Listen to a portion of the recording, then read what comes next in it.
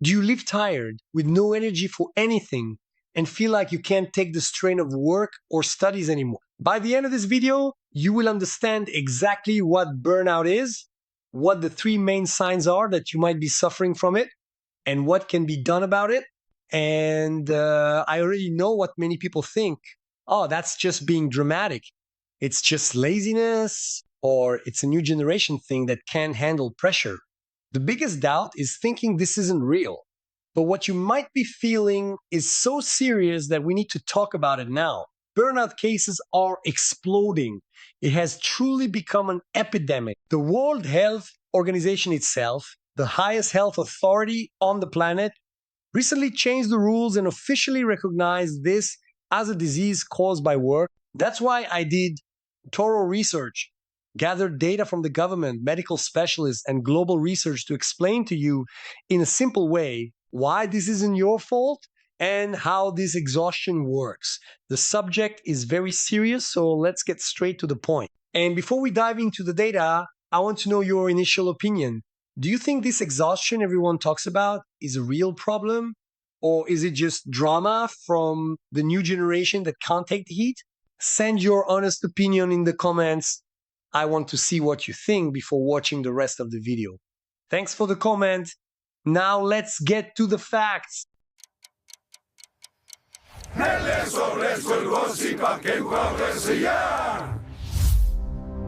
First, let's explain what this burnout thing is. You've surely heard this word around. Basically, it's a huge exhaustion caused by a lot of stress at work or in any activity that demands a lot from you, like studies, for example. Think about that pressure that never ends, that demand that always seems to be on your back, nonstop. But the problem isn't just the body getting tired, like when you play soccer, run a lot. The mind gets tired too. In burnout, the person starts to think everything at work is crap. They become kind of whatever, they don't care about colleagues or what they are doing anymore.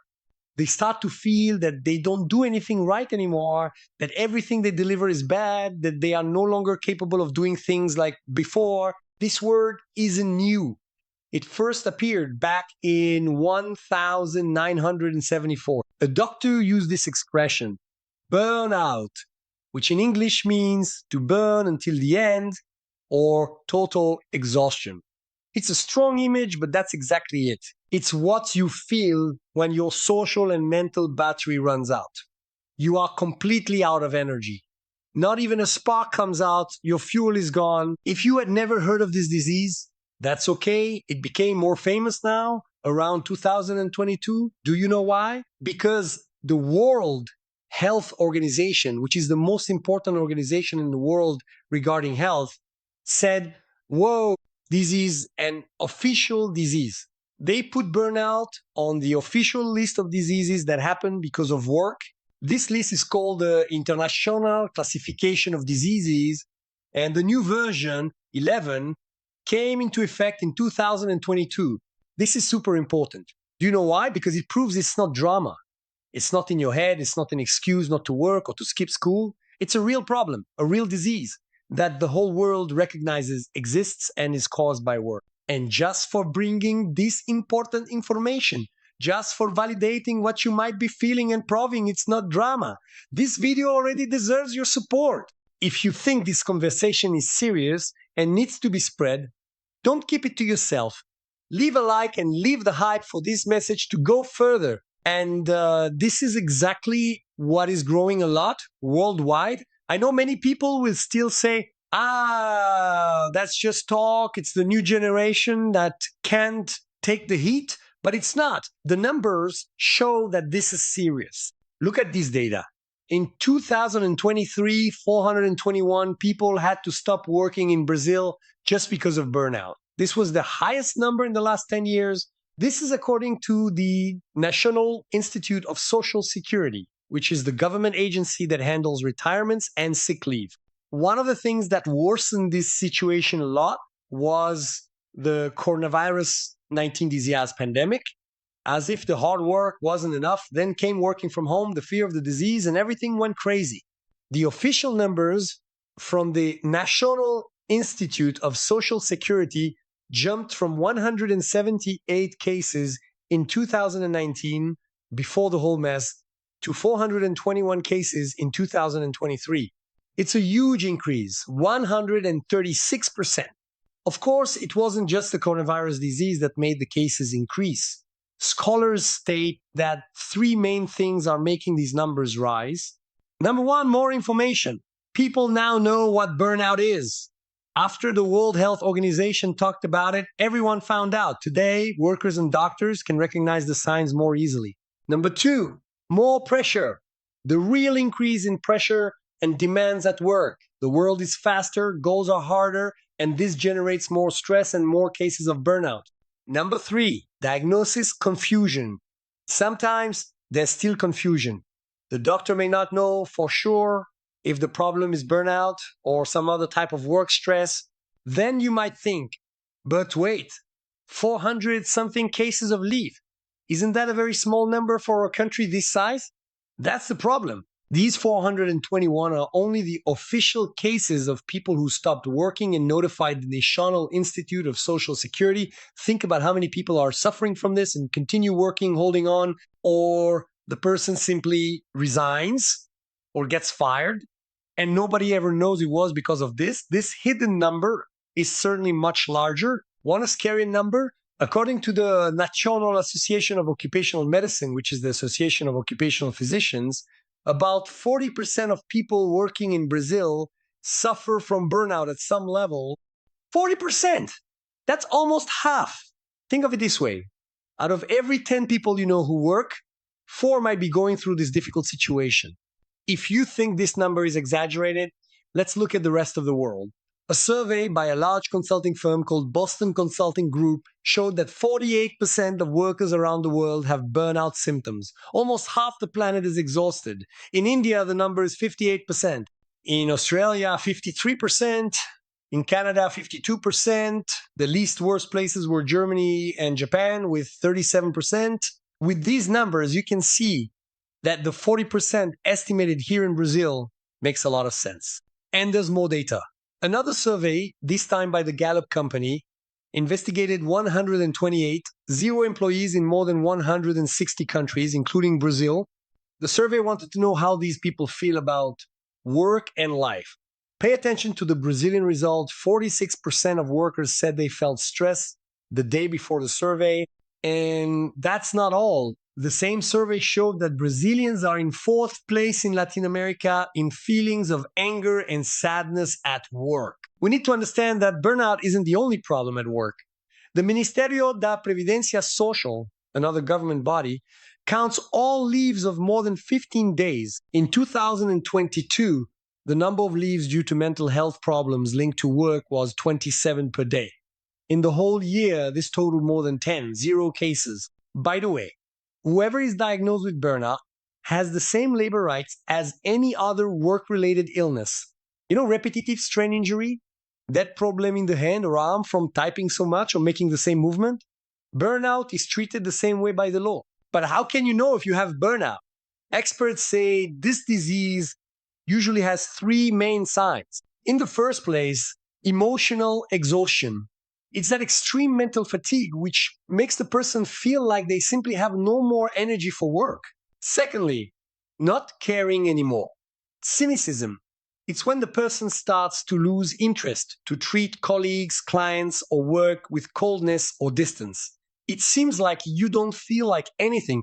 And last but equally important, thinking you are bad, low professional accomplishment. It's a general dissatisfaction with what you do. The person feels they don't produce like before, which ends up generating insecurity and making them think they are bad. Usually, doctors explain that the person suffering from burnout also feels things in their body. Tiredness all the time, even after sleeping, not being able to sleep well, insomnia, having muscle pain, and even digestion problems or stomach aches.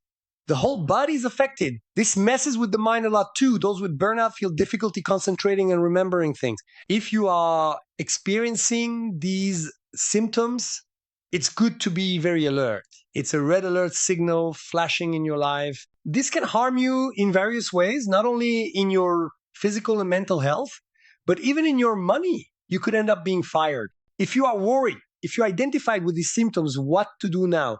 The first thing, the most important in any suspicion of any disease is seek professional help. Don't follow the wave of a colleague, your boss, or an influencer on the internet. Oh, so and so is taking medication X and got better. I'll take it too. Don't do that. Each person is different. Don't accept anyone saying it's nonsense or drama. Only a specialized doctor, a psychiatrist, or psychologist will know how to tell you exactly what the correct treatment is for you. And yes, this can be resolved. There is treatment with therapy, talking with a specialist, sometimes with medication. There is a solution. What you can already know is that you will need to change your lifestyle. You will need to practice sports, find ways to control stress, have good quality sleep, and do leisure activities like going to the movies, going out with friends, taking a walk with the family. This is very important in the process. You will, yes, have to rethink your life goals because the previous plan apparently went wrong. Now, a very important point. The weight of burnout doesn't just fall on the shoulders of those who get sick.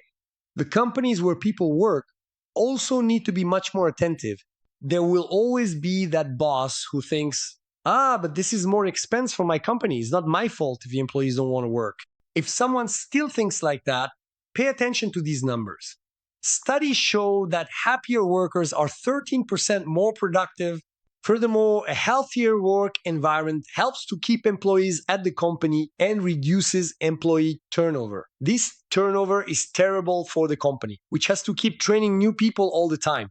In other words, preventing burnout is good both for people's well-being and for the company's profits.